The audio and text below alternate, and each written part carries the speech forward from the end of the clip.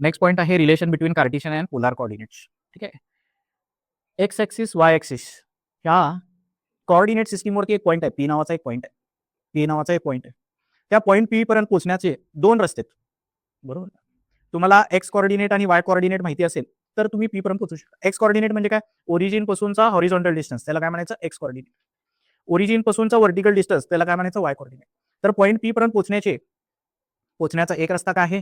तुम्हाला X coordinate आणि Y coordinate जर माहिती असेल तर तुम्ही पॉईंट पी पर्यंत पोहोचू शकता. याला म्हणायचं कार्टेशियन कोऑर्डिनेट्स. याला काय म्हणायचं? याला म्हणायचं कार्टेशियन कोऑर्डिनेट्स. याला काय म्हणायचं? Cartesian coordinates. पॉईंट पी पर्यंत पोहोचण्याचा रस्ता चा पहिला मेथड काय आहे? कार्टेशियन कोऑर्डिनेट्स तुम्हाला माहिती असेल पाहिजे. हॉरिझॉन्टल डिस्टन्स आणि व्हर्टिकल डिस्टन्स. पॉईंट पी पर्यंत पोहोचण्याचा दुसरा रस्ता काय आहे? तुम्हाला हा थीटा माहिती असायला पाहिजे, अँगल माहिती पाहिजे आणि आर माहिती पाहिजे. हा रेडियस माहिती पाहिजे आणि हा थीटा माहिती पाहिजे. नुसता रेडियस माहिती असेल तर या डायरेक्शन मध्ये पण रेडियस पी पॉईंट भेटू शकतो तुम्हाला, या डायरेक्शन मध्ये पण भेटू शकतो. तर थीटा म्हणजे काय? पॉझिटिव्ह एक्स एक्सिस बरोबरचा angle.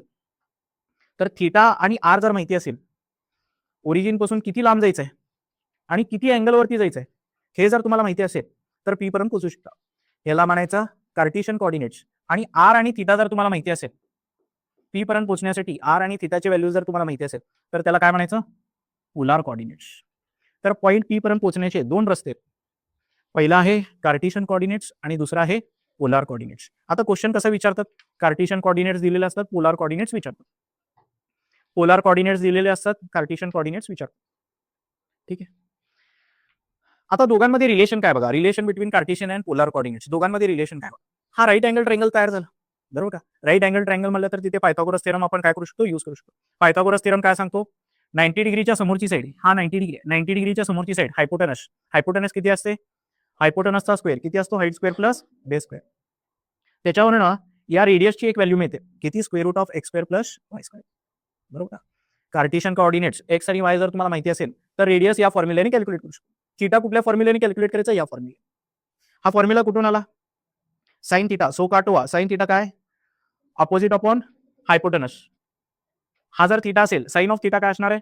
Opposite upon hypotenuse. Opposite आहे वाय, हायपोटेनस आहे आर. हा अँगल जर थीटा असेल, कॉस ऑफ थीटा काय असतो? Adjacent upon hypotenuse.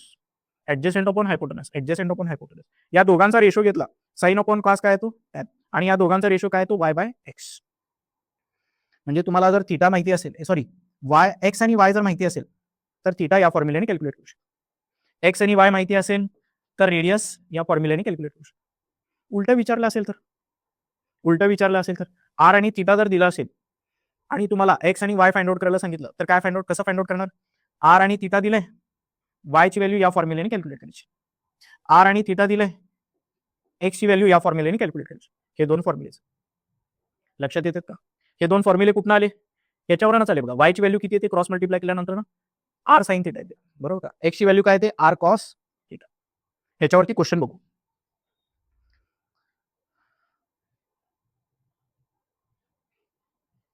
हे बेटा क्वेश्चन काय बघा. Find the Cartesian coordinates of point whose polar coordinates are. हे काय आहेत? हे काय कार्टेशियन कोऑर्डिनेट्स आहेत का पोलार कोऑर्डिनेट्स आहेत? पोलार कोऑर्डिनेट्स आहेत. पोलार कोऑर्डिनेट्स मध्ये एक असतो रेडियस आणि एक असतो थीटा. रेडियस माहितीये, थीटा माहितीये. त्याच्यावरनं कार्टेशियन कोऑर्डिनेट्स एक्स आणि वाय कसं फाइंड आउट करणार? एक्स फाइंड आउट करण्यासाठी फॉर्म्युला काय होता? बघा इथं काय होता फॉर्म्युला. एक्स फाइंड आउट करण्यासाठी फॉर्म्युला काय? R cos theta. आणि वाय फाइंड आउट करण्यासाठी आर ची व्हॅल्यू काय? 2. कॉस थीटा किती आहे? Pi by 4. Cos pi by 4 किती असतो? 1 अपॉन. तर हे आन्सर किती येणार आहे? √2 येतं आन्सर. बरोबर का? एक्स ची व्हॅल्यू काय? रूट. वाय ची व्हॅल्यू काय येणार? आर आहे 2. Sign pi by 4. Sign pi by 4 किती असतो? 1 अपॉन √. तर हे पण किती येणार आहे? √2 येणार आहे. ठीक आहे. एक्स ची व्हॅल्यू पण √2, वाय ची व्हॅल्यू सुद्धा √2. तर पोलार कोऑर्डिनेट्स दिले असतील तर कार्टेशियन कोऑर्डिनेट्स या दोन फॉर्म्युलेने कॅल्क्युलेट करायचं. येते लक्षात? येते का लक्षात? हे दोन फॉर्म्युले यूज आहेत. आता उलट दुसरा एक क्वेश्चन, हा खालीच आहे क्वेश्चन, हे क्लीन करतो. हे अवघड झालं. हे बेटा गौतमी काय तर आयडिया सांग की हे क्लीन करायला.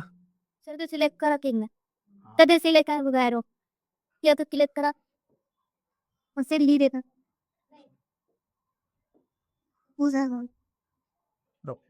बघ बस झोपे मेहनत करतो ए बेटा दुसरं बघा दुसरा क्वेश्चन काय find the polar coordinates of point whose Cartesian coordinates are हे काय आहेत कसले कोऑर्डिनेट्स आहेत पोलार कोऑर्डिनेट्स आहेत का कार्टेशियन कोऑर्डिनेट्स आहेत हे कार्टेशियन कोऑर्डिनेट्स आहेत हे आहे x ची व्हॅल्यू ही आहे y ची व्हॅल्यू आणि याच्यावरून काय फाइंड आउट करायचं आपल्याला find the polar coordinates r आणि थीटा फाइंड आउट करायचं r आणि थीटा कसं फाइंड आउट करायचं r फाइंड आउट करण्यासाठी पायथागोरस थेरमवरून r ची व्हॅल्यू कशी मिळाली होती किती येतं बेटा x ची व्हॅल्यू किती आहे 1/√2 त्याचा स्क्वेअर किती येतो 1/2 ह्याचा स्क्वेअर किती येतो 1/2 तर हे किती येते काय ते 2/2 म्हणजे 1 येते स्क्वेअर रूट ऑफ 1 इज 1 तर रेडियसची व्हॅल्यू किती आली रेडियसची व्हॅल्यू 1 आली थीटा कसा भेटेल tan थीटा इज y किती आहे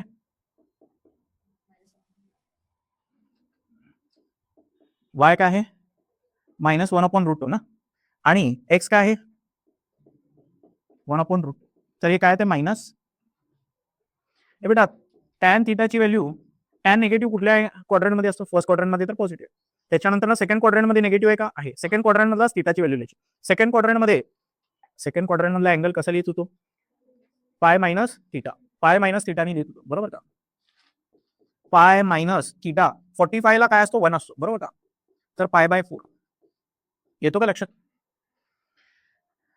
हे -1 आहे तर हे किती येते 4π - π 3π/4 थीटाची व्हॅल्यू किती येते 3π/4 येते लक्षात पोलार कोऑर्डिनेट्स कार्टेशियन कोऑर्डिनेट्स आणि पोलार कोऑर्डिनेट्स लक्षात येते का